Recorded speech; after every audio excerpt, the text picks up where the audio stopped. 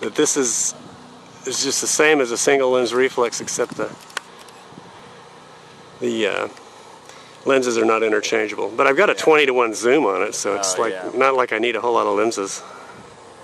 Yeah, me and Alex do some stuff, mostly him, for Windsurfing magazine, and so this camera comes in really handy.